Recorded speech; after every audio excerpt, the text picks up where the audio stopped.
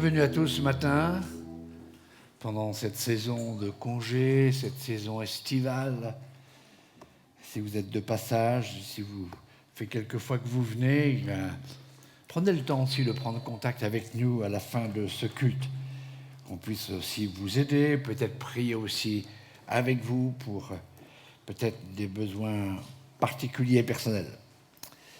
Ce matin, je voudrais vous inviter à faire une courte lecture dans le plus long chapitre de la Bible.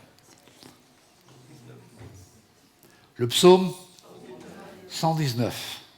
J'ai bien dit une courte lecture.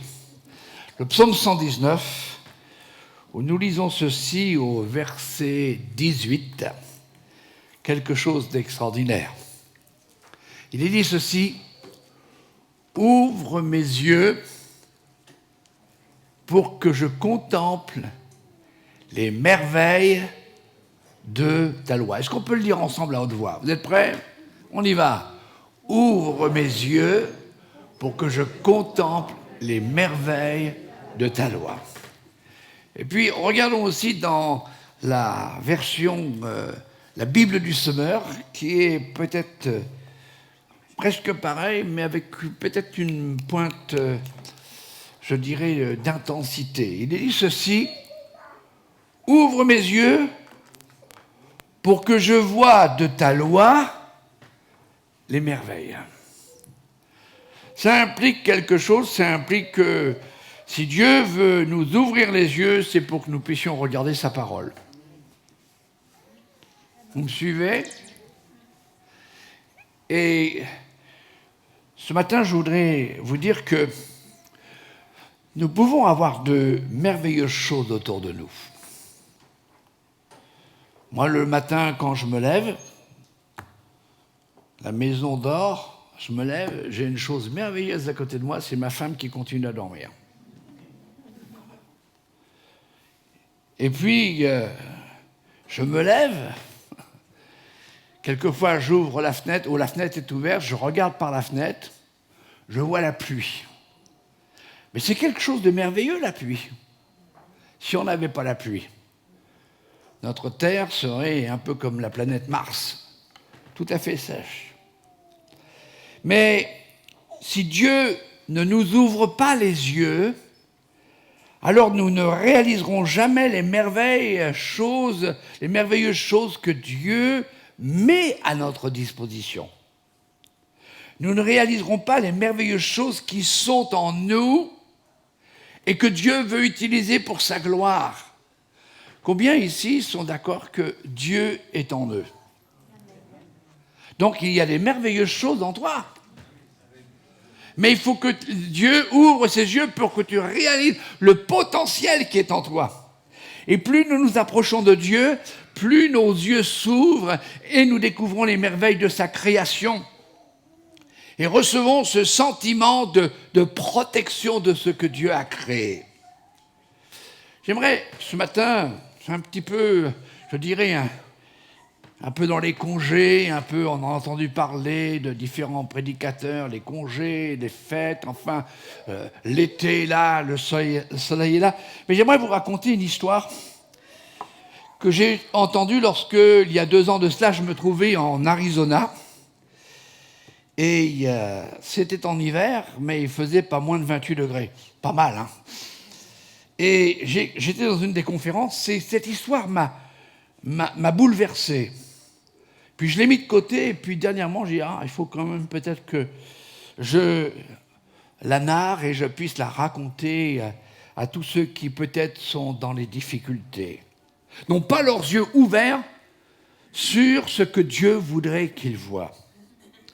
Alors, c'est l'histoire d'un homme très réputé aux États-Unis qui s'appelle Russell Cornwell, qui a entendu lui-même cette histoire de la bouche d'un guide arabe alors qu'il allait découvrir la Palestine, allait découvrir la Terre Sainte en 1840. Ça remonte, j'étais assez jeune à cette époque.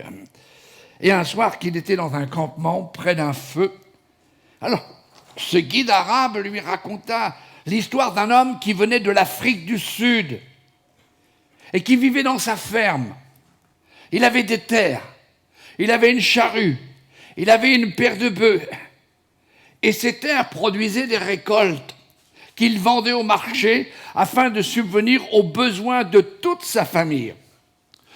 Cet homme n'était pas fortuné, mais il travaillait dur à la sueur de son front, en retournant avec sa charrue la terre pour nourrir sa famille.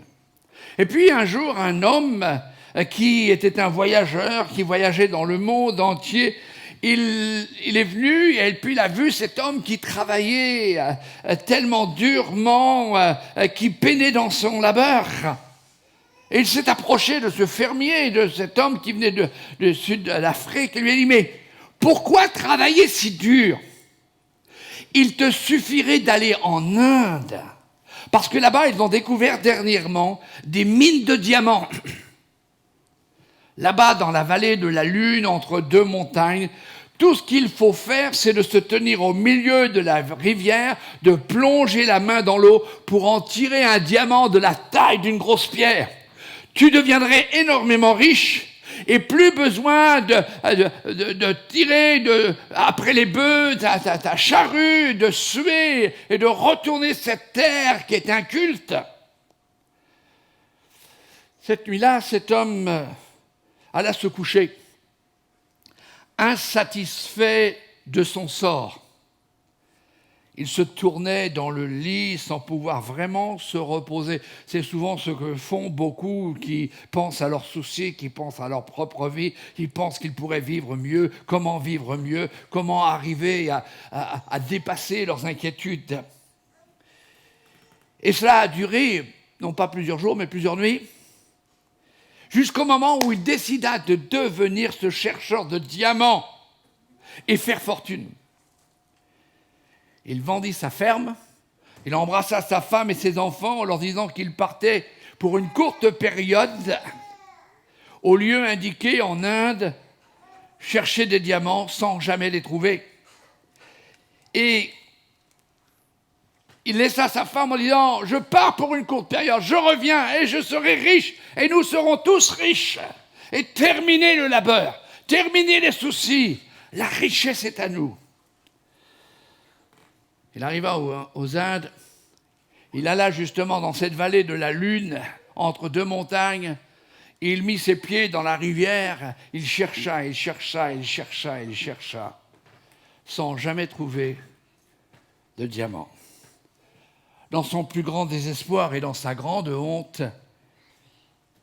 il écrivit une petite note à sa femme en disant « Il n'y a pas de diamant en Inde », juste avant de se suicider et se jeter dans les tourbillons d'un fleuve.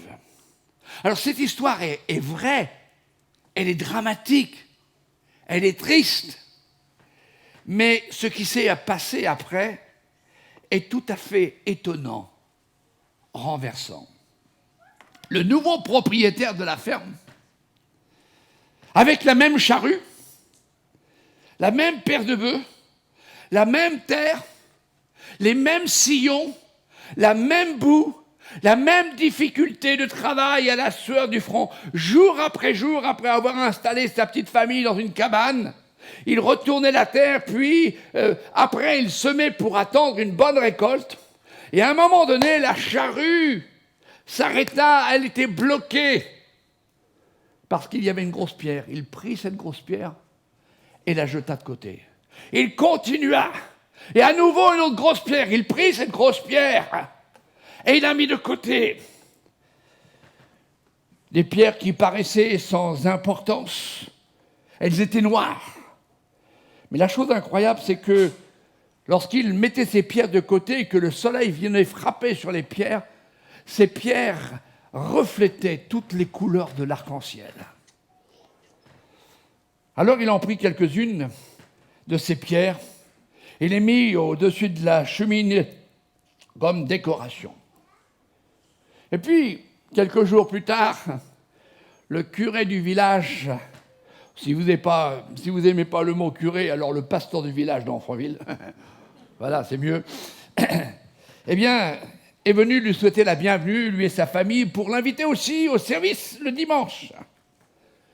Et puis il fut interpellé par ces pierres noires sur le bord de la cheminée.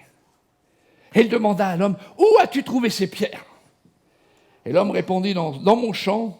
Je suis obligé de les retirer à du sillon, elles sont innombrables. » Et le curé répliqua, « Elles sont toutes dans ton champ ?» ?»« Oui, répondit l'homme.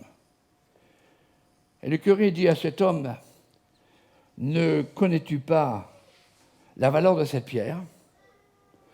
Et l'autre dit, « Non, c'est simplement une pierre noire, et puis quand le soleil vient, alors ça s'éclaircit à différentes couleurs qui jaillissent. »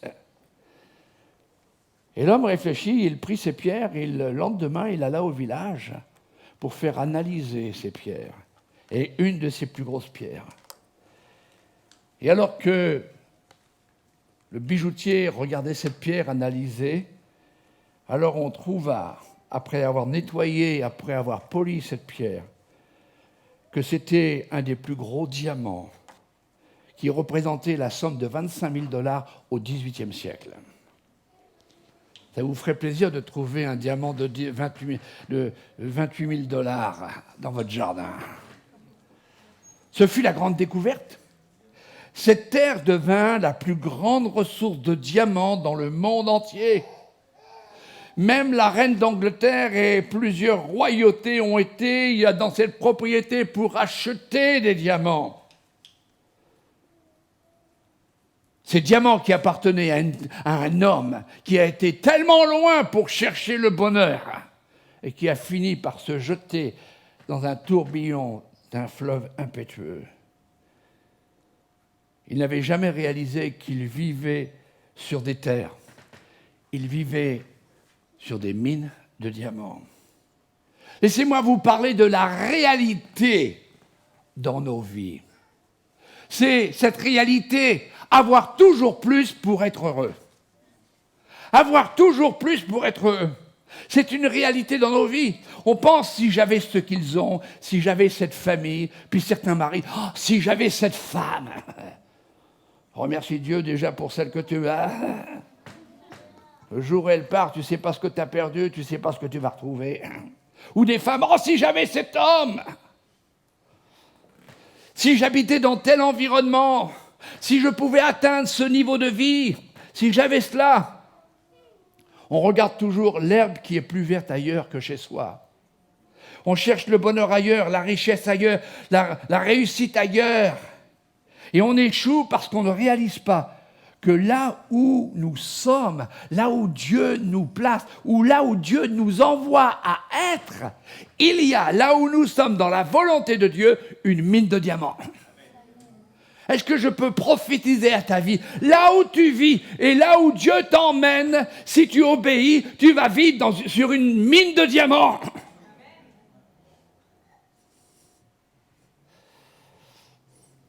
Vous n'êtes pas très enthousiaste. Si tu vis dans la volonté de Dieu, tu vis dans la richesse insondable de sa grâce, de sa miséricorde et de sa faveur. Pas besoin d'aller chercher ailleurs. Ah, je n'ai pas besoin de chercher ailleurs pour être heureux, car là où je suis, et là où Dieu me veut, il est avec moi et sa richesse est mon partage. Sa présence est réelle. Sais-tu que la présence de Dieu en toi, c'est une mine de diamants? Je suis dans une église qui aime Dieu, un peuple qui veut le servir, au milieu d'une nation assoiffée et affamée. La famille de Dieu, elle est belle. Pourquoi chercher plus loin une autre famille? Là, il y a 2 amen du bout des lèvres. Mes péchés sont pardonnés, je ne suis plus sous la condamnation, je suis en chemin vers le ciel. Et trop souvent, nous ne réalisons pas les bénédictions de Dieu, les richesses de Dieu dans notre vie. Là où nous habitons, et nous avons besoin de faire à nouveau cette prière. Seigneur, ouvre mes yeux pour que je contemple les merveilles de ta loi. Si le soir, vous pouvez poser votre tête sur l'oreiller et que vous savez que votre nom est inscrit dans le livre de vie, alors laissez-moi vous dire, vous vivez sur une terre de diamants. Si Jésus est votre Seigneur, alors il a déclaré que partout où vous iriez, il ne vous abandonnerait pas. Il ne vous oublierait pas. Alors vous vivez sur des terres de diamants. Le Dieu qui possède la terre et le ciel, toute la richesse, ne permettra pas que vous manquiez de quoi que ce soit. J'ai bien aimé l'histoire du canapé. Canapé dans une Peugeot. On aurait dit des Marocains qui partaient en voyage. Dieu savait que ce canapé n'était pas pour justement les personnes qui étaient intéressées, qui ont fait faux bond, mais il y avait une famille qui était intéressée. Et de plus, certainement dans ce canapé, il y a une mine de diamants.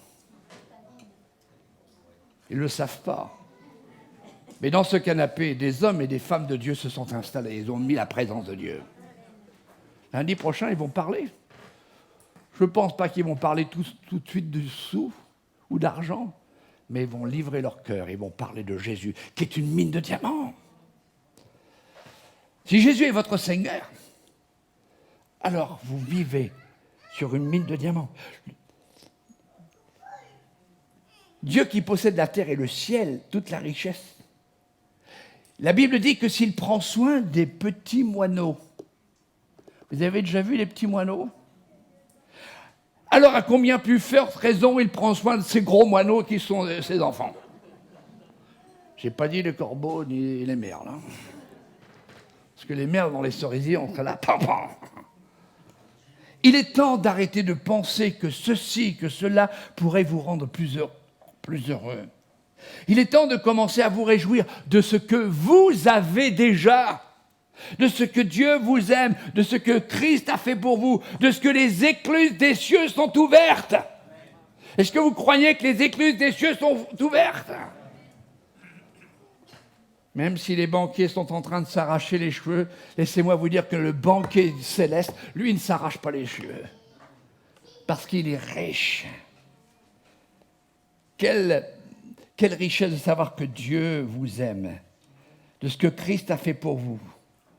Il est temps de vivre la reconnaissance et la joie. Arrêtez de vous plaindre et de dire « je serai plus heureux si ». Ne regardez pas à ce que vous n'avez pas, mais réjouissez-vous de ce que Dieu vous a donné.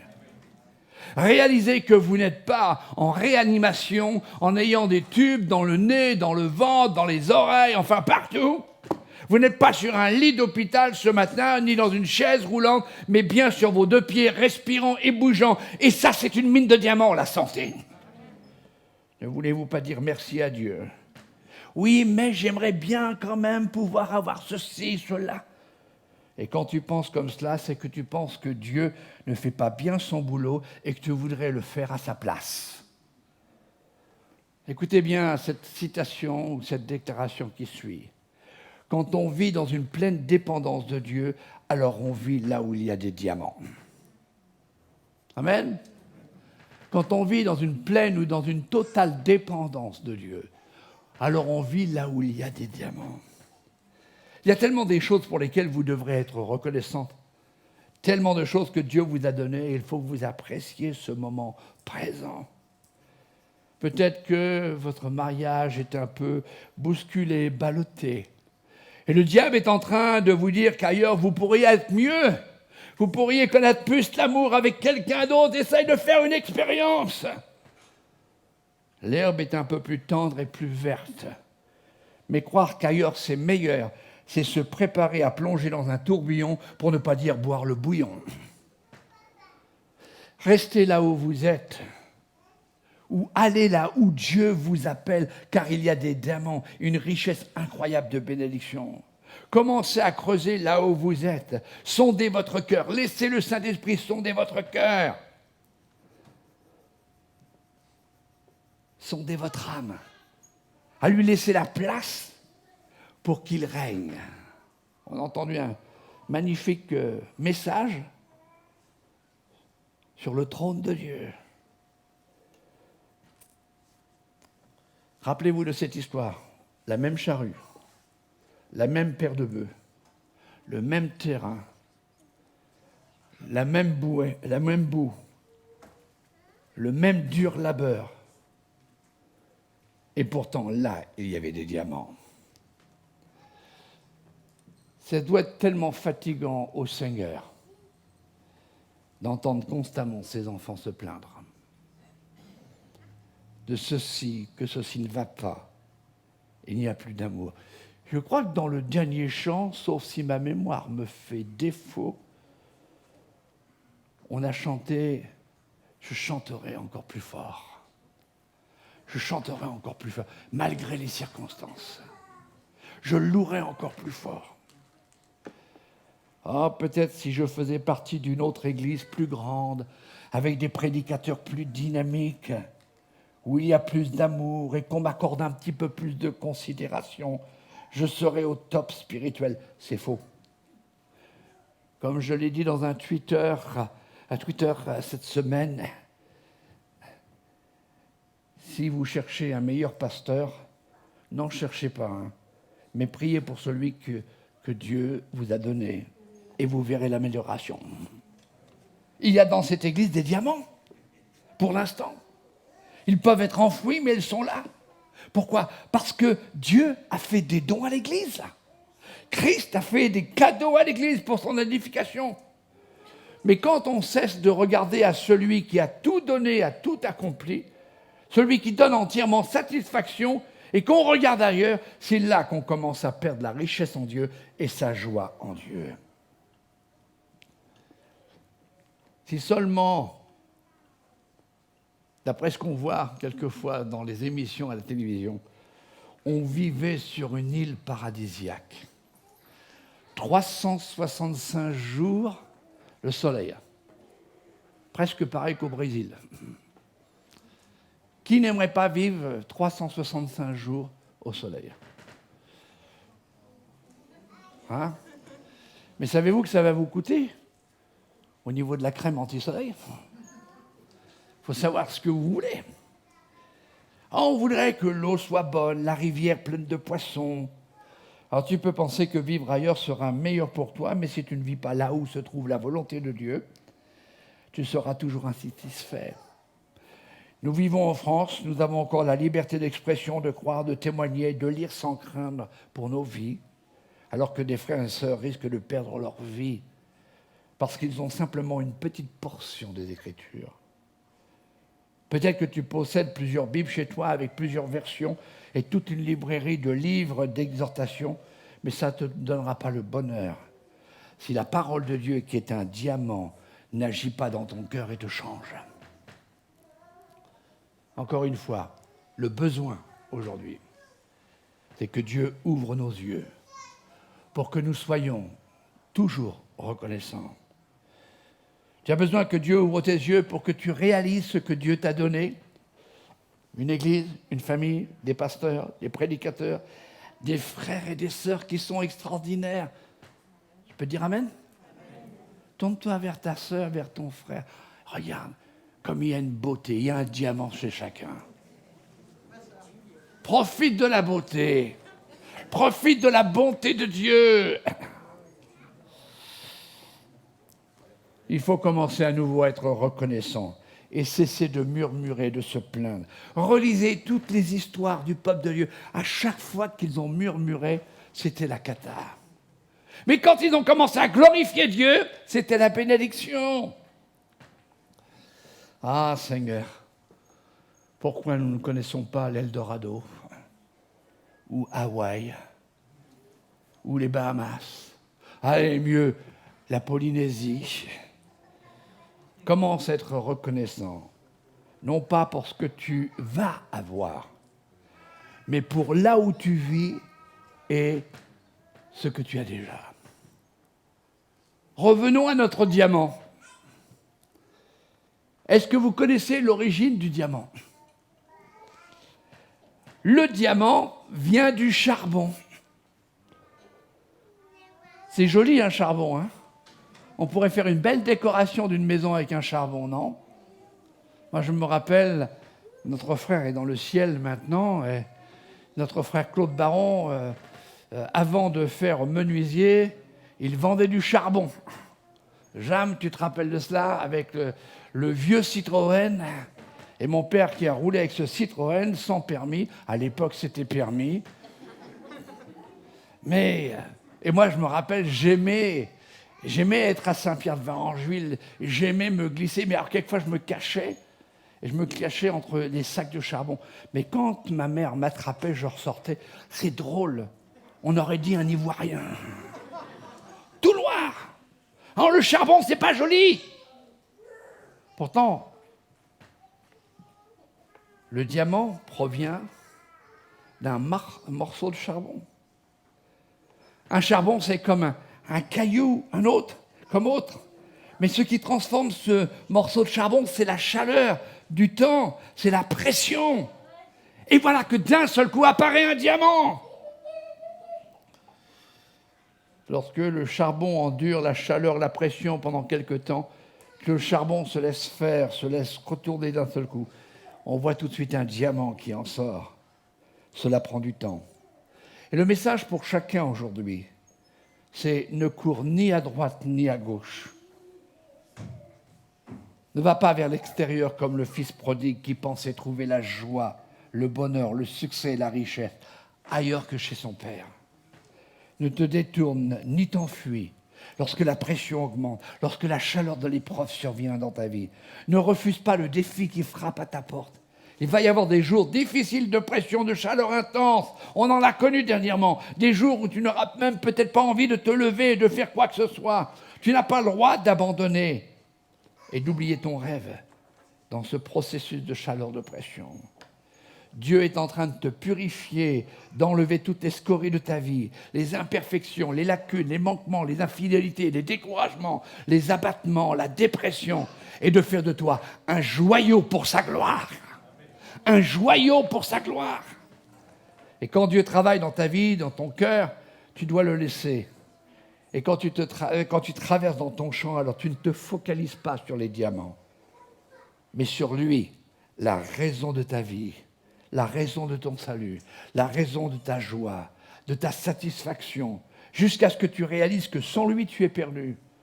Sans lui, tu ne serais pas arrivé là où tu te trouves aujourd'hui.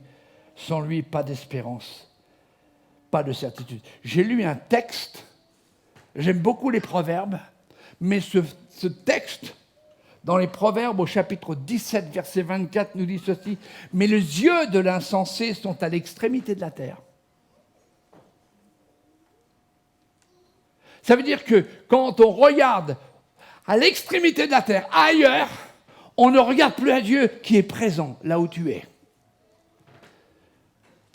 La version de la Bible de Sommer nous dit: « Les regards de l'insensé se portent au bout du monde. » Cherchant ailleurs, plus loin, aux extrémités de la terre. Je voudrais tellement avoir cela, posséder tellement ces choses. On voit les gens du monde qui sont heureux, ils ont la piscine, ils ont la villa, ils ont ceci, ils ont cela.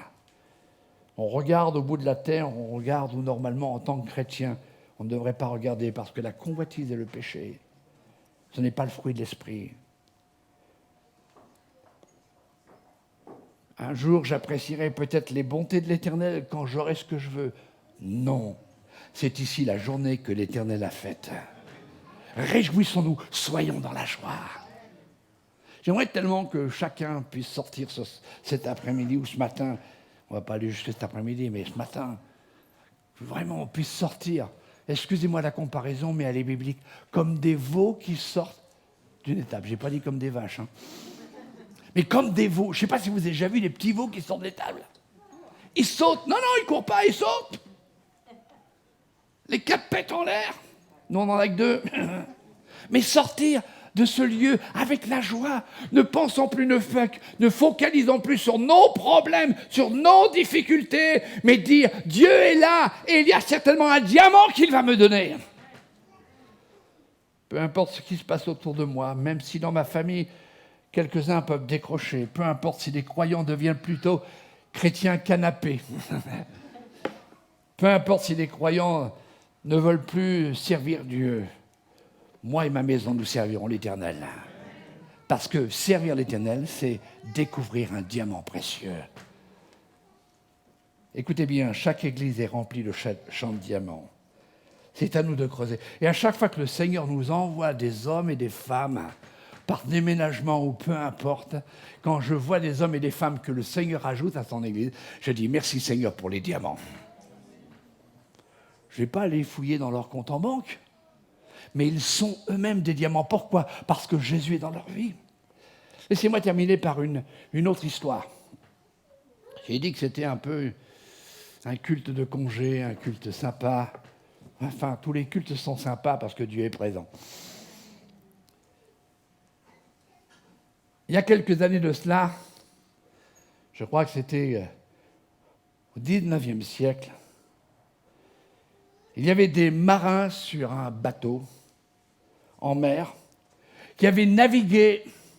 Et malheureusement, il y avait quelque chose de dramatique qui était arrivé sur ce bateau. Ils n'avaient plus d'eau potable, plus d'eau buvable, alors qu'ils se trouvent en pleine mer. Il n'y a plus d'eau potable. Je ne sais pas si vous êtes arrivé d'être au bord de la mer, puis vous aviez soif, il n'y avait pas d'eau. Moi, j'ai déjà fait l'expérience, on va prendre un peu d'eau de la mer.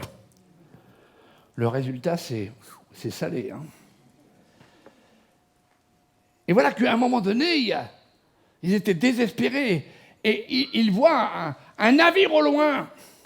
Et à l'époque, il n'y avait même ni le morse, il n'y avait ni ceci, mais c'était simplement avec des drapeaux. On communiquait. Et ils ont fait signe avec le drapeau, et ils ont dit « Nous avons besoin d'eau, nous sommes en train de mourir de soif. S'il vous plaît, donnez-nous de l'eau, venez à notre secours, on a besoin d'eau, nous mourrons de soif. » Et le message qui a été donné, c'est simplement celui-ci: jetez vos seaux par-dessus bord. Jetez vos seaux par-dessus bord. Tout le monde dit, mais c'est pas possible, on est en pleine mer. Comment jeter nos seaux par-dessus bord? On va certainement avoir de l'eau salée, peut-être avec des poissons, des crabes. C'est bon le crabe, hein? Avec un petit peu de mayonnaise, hein? Pour ceux qui sont au régime. Jetez vos seaux par-dessus bord. Ils ont fait, non, nous voulons de l'eau potable. Nous sommes en danger de mourir. Et le même message est arrivé. Jetez vos seaux par-dessus bord. Alors le capitaine dit, écoutez, nous n'avons plus rien à perdre. Alors jetons le seau par-dessus bord. Et ils ont jeté le seau par-dessus bord. Allez Mireille, donne-moi ton diamant. Non. Et voilà. Et ils l'ont retiré. Et au moment où ils ont retiré tous leurs seaux, ils n'ont pas vu une eau visqueuse, salée, verte. C'était de l'eau fraîche. Pourquoi? Ils n'ont pas réalisé que là où ils étaient arrivés, c'était un embranchement où l'Amazone, le plus grand des fleuves du monde, qui traverse pratiquement toute l'Amérique centrale, se jetait dans la mer avec une telle force qu'elle a porté son eau limpide et fraîche et emmené tout ce qui est salé et pollué au fond de la mer. Et ils ont pu commencer à boire. J'aimerais te dire, la rivière de Dieu, c'est celle qui rafraîchit. Tu peux le dire, tu peux le chanter, tu peux le croire, mais c'est à toi de jeter ton seau. C'est-à-dire d'aller vers Jésus qui est là. Il n'est pas à 150 km, il n'est pas dans telle conférence, il n'est pas dans tel pays, ou il n'est pas simplement dans telle ville. Il est là près de nous.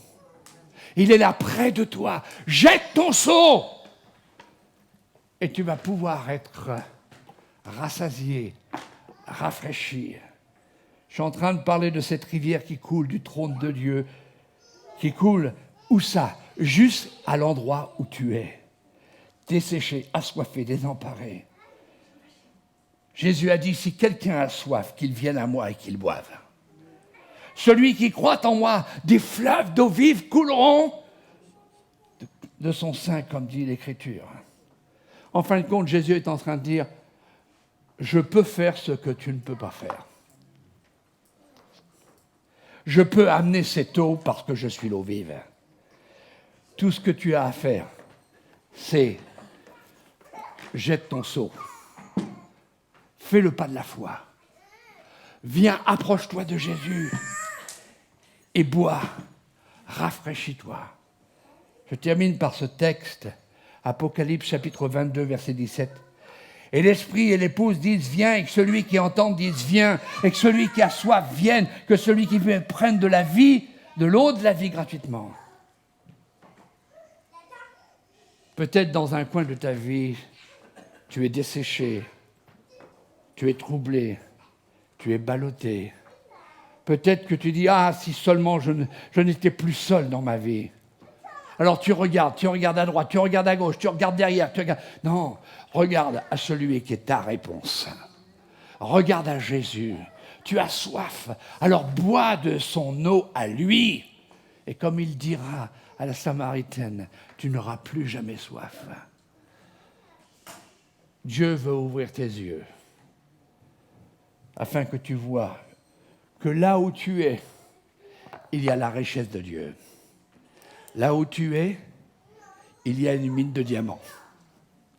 Est-ce que tu veux dire par la foi, là où je suis dans la volonté de Dieu, il y a des diamants?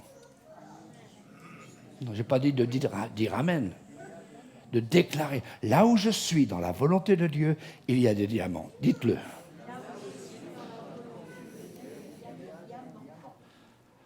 Diamant, c'est mieux que les dollars. Le diamant, il y a une beauté. C'est quelque chose d'extra, c'est pur. Et c'est ce que Dieu veut faire dans ta vie. Et non seulement il veut que tu sois un joyau, que tu sois dans une abondance de richesse. Et je ne veux pas parler de la prospérité, parce que notre Dieu veut que nous soyons prospères. Mais je ne parle pas de cette prospérité, de cette doctrine qui amène simplement les gens à chercher uniquement la richesse. Mais je veux parler de cette prospérité de connaître encore plus Dieu, de connaître encore plus le Seigneur, et de jeter votre seau par-dessus bord pour savoir que là où vous êtes, il y a de l'eau fraîche. Une eau fraîche qui désaltère. J'aimerais que vous puissiez fermer vos yeux pendant quelques instants. Peut-être que tu as fait tant d'essais, tant d'efforts pour avoir un peu de joie, un peu de bonheur. Et tous tes efforts n'ont rien amené. Tous tes essais, toutes tes décisions n'ont pas amené quelque chose de meilleur. Tout simplement parce que le diamant des diamants, il est à côté de toi, il s'appelle Jésus. Si seulement tu voulais t'approcher de lui. Mon frère, ma sœur, je t'invite à ne plus regarder à tes soucis, à tes tourments, à tes difficultés, mais à regarder à cette lumière qui est Jésus. À regarder à Jésus qui est la richesse même de Dieu. Jésus en moi, c'est une mine de diamants. Il pourvoit tous mes besoins. Il ne me laissera pas. Il ne m'abandonnera pas. Pendant que les yeux sont baissés, yeux fermés, les têtes baissées, peut-être que tu as besoin de faire cet acte de foi. Comme moi, j'ai lancé ce saut par-dessus la plateforme pour vous montrer qu'il faut faire un acte de foi. Tu es insatisfait dans ta vie. Et tu penses que tous les changements que tu vas apporter vont te satisfaire. Non, c'est faux. C'est Jésus qui satisfait notre vie. Je voudrais t'inviter à faire cet acte de foi. À lancer ton seau par-dessus bord.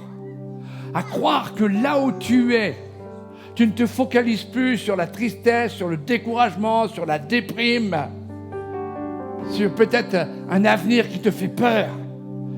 Mais tu te focalises sur la bénédiction diamantaire qui est la présence de Jésus. Ce matin, si tu veux faire avec moi cet acte de foi, jeter ton seau, je pourrais t'inviter à ta place à te lever pendant que les yeux sont baissés. Lève-toi à ta place parce que tu décides de regarder uniquement à celui qui est ta source, ta ressource. Tu veux vraiment faire le pas et dire « Je ne veux plus m'inquiéter, je ne veux plus chercher quoi que ce soit à améliorer ma vie. Je veux faire confiance à Jésus. Je jette mon seau par-dessus bord parce qu'il y a l'eau qui coule du trône de Dieu. Et le trône de Dieu veut s'installer dans ta vie ce matin. Seigneur, nous bénissons ton nom pour ce temps. Nous avons pu méditer ensemble. Oui, notre prière, c'est ouvre nos yeux afin que nous puissions tous contempler les merveilles de ta loi, de ta parole, les merveilles de ta présence. À ton nom seul soit la gloire. Est-ce qu'on peut le dire tous ensemble? À ton nom seul soit la gloire. Encore une fois, à ton nom seul soit la gloire. Que Dieu vous bénisse.